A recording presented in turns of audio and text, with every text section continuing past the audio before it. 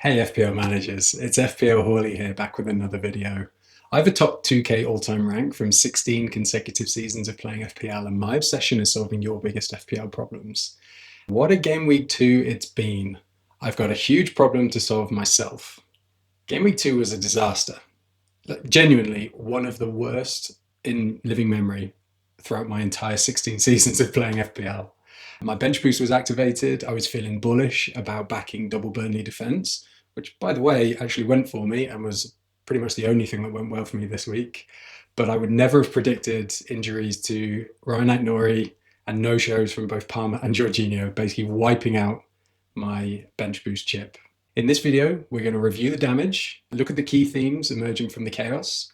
I'm going to update my watch list and walk through my exact plans for game week 3. Which, spoiler alert, might just involve playing a very early chip based on some of the injury news that we get from the press conferences. Let's go.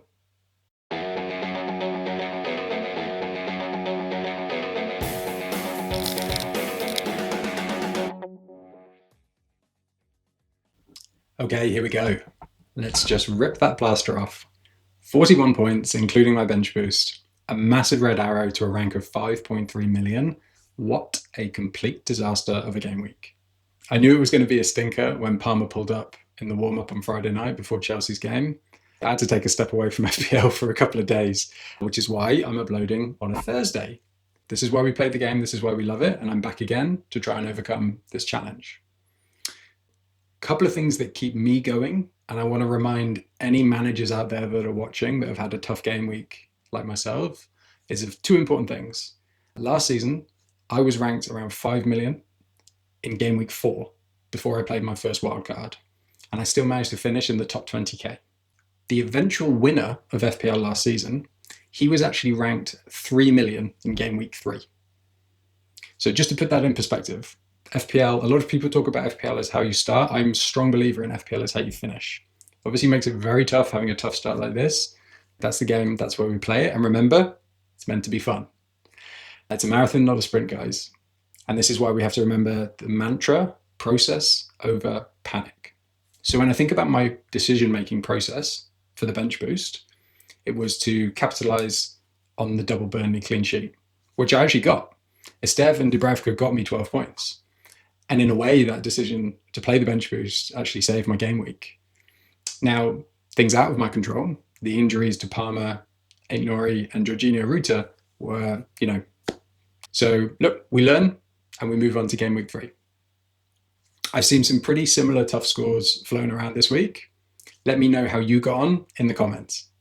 So what were the key takeaways for me from the weekend? It's the premium problems. As my slide says, more money, more problems. And as a result, the rise of this middle class. Saka scored a great goal before he went off injured.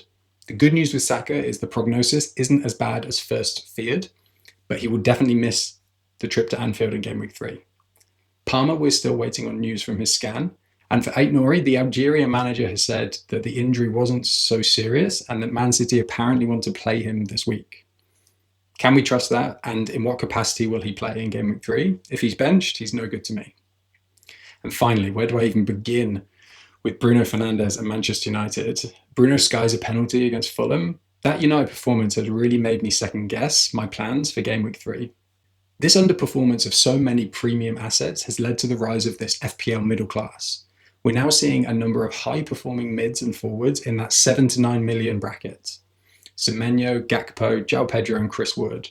I am seriously considering having most of these names in my game week 4 wildcard. Let me know how many of these underperforming assets you own in the comments. Now, with all that in mind, my watch list has changed quite a bit, which is expected at this start point of the season, as our sample size has literally doubled. The big shout out for me goes to Spurs for their performance against Man City. Frank was so brave to start with a back four. That is the most organised and disciplined defence I've seen from Spurs in a long time. Now, as a result, both Vicario and Van de Ven make my shortlist. I could have picked Porro, Romero, Spence. And the great thing I love about the Spurs defence is there's an option at every entry point of price, all the way from 4.5 to 5.5, which I love. So it suits. You have entry points to the Spurs defence, suiting all budgets and all squads. Cucurella for me is my long-term premium replacement for Ait-Nouri. He's looking so attacking and at the heart of everything that Chelsea do. Semenyo is a beast and will be in my wildcard team, no doubt, at 7.2, even though he's risen again, an absolute bargain. I also really like the look of Dango Ouattara at Brentford. At just 6 million as well before he might rise, he could be an absolute steal. And a quick shout out to my main man, Anthony, at Burnley. He went and delivered a huge 13-pointer against Sunderland this week. So good on you, Anthony, and well played, Burnley. I thought Burnley looked really good, by the way. And finally, that 7.5 million striker spot. Going into game week 1, I had a coin toss between Joao Pedro, Wood, and Mateta. And of course, I went with Mateta. Pedro and Wood will 100% be in my free hit team, spoiler alert, in game week 3, if I play it, and likely in my wildcard too. So all of this leads me to my plans for game week 3. And honestly, a free hit was not part of my original strategy. I had originally earmarked my free hit to be around possibly game week 8 or game week 14, 15, depending where my wildcard landed.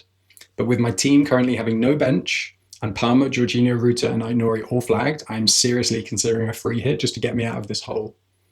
I'm still set on an early wildcard, probably around game week 4, so I don't really want to use any of my free transfers on players that I might just be getting rid of in a week or two's time. The free hit is now looking very, very appealing.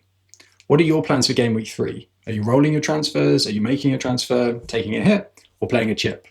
Let me know in the comments. So what could that free hit team look like?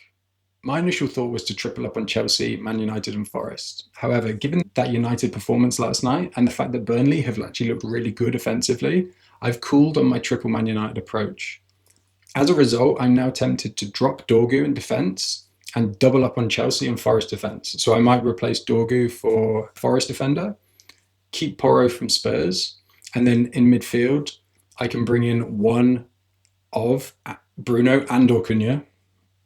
And up front, I can get the 2 forwards I missed out on last week, Wood and Joao Pedro, alongside Haaland. This free hit team near enough picks itself, and I wouldn't need to do a huge amount of tinkering to it. As I said, I might chuck in Dango from Brentford instead of Kudus, but the spine of that team is pretty much locked in for me. Now, this team, I hope, would get me a solid green arrow to take me into the international break, feeling a lot more confident in my team.